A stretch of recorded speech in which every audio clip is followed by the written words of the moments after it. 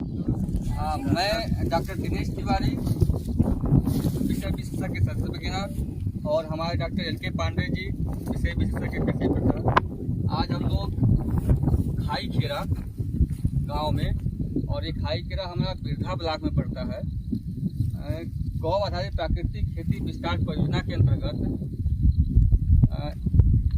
1 एकड़ में श्री रामपाल को प्रदर्शन दिया गया था, और जिसके अंतर्गत जो प्राकृतिक खेती के निवेश थे हमारे बीजामृत, जीवामृत और 10 पायरियर, इनका प्रयोग किया गया था। और आप देख रहे हैं कि ये फसल पकने की अवस्था पे है और 10 दिन के अंदर ये पक जाएगी। सरकार की जो मंशा है कि और इस परियोजना के अंतर्गत खाई खेरा और सिलगन में प्रदर्शन 1 एकड़ का 16 किसानों को दिया गया था। इसका जो उद्देश्य है कि जो किसानों की लागत बढ़ती जा रही है और उत्पादन रुक गया है। लागत की बात करें तो लगभग 1 एकड़ में 6 से लेकर 7-8 हज़ार रुपये तक प्रति एकड़ जो बाहर से हम निवेश खरीदते हैं, जैसे पोषक तत्वों के प्रबंधन के लिए DAP और यूरिया लेते हैं, कीड़ों को नियंत्रण के लिए कीटनाशक लेते हैं, कवकनाशी का प्रयोग करते हैं बीमारियों को नियंत्रण के लिए। इसमें खेती की लागत बढ़ती जाती है।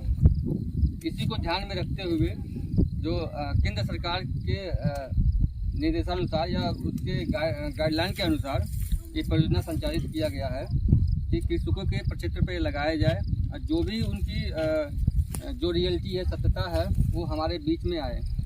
तो थोड़ा सा मैं ये जो हमारे कृषक हैं श्री रामपाल जी, मैं आपसे पूछना चाह रहा हूँ कि कृषि विज्ञान केंद्र से जो आपको निवेश दिया गया था, जैसे बीजामृत है, जीवामृत है, घन जीवामृत, 10 पायरियर, आपने समय समय पर प्रयोग किए होंगे इसमें।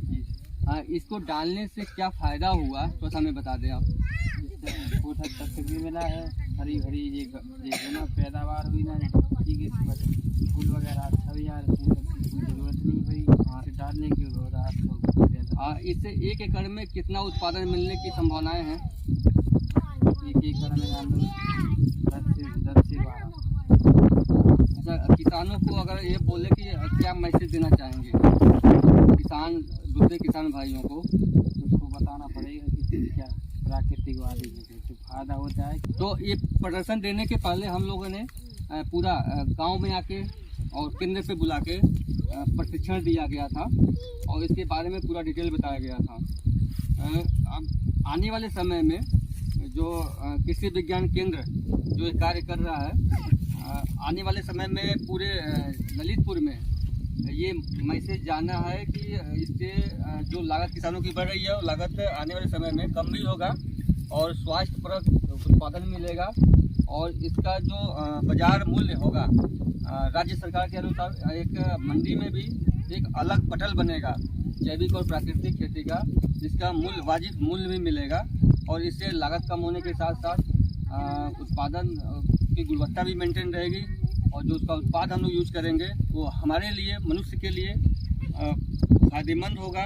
और जो प्रकृति में जो हम ज़्यादा से ज़्यादा जो कीटनाशक डालते हैं या फूलनाशक डालते हैं या यूरिया DAP डालते हैं, और उसके प्रयोग नहीं करने से वातावरण भी हमारा स्वस्थ रहेगा, वातावरण को कोई नुकसान नहीं होगा। इसलिए हमारे लिए हर तरह से ये फायदेमंद साबित होगा।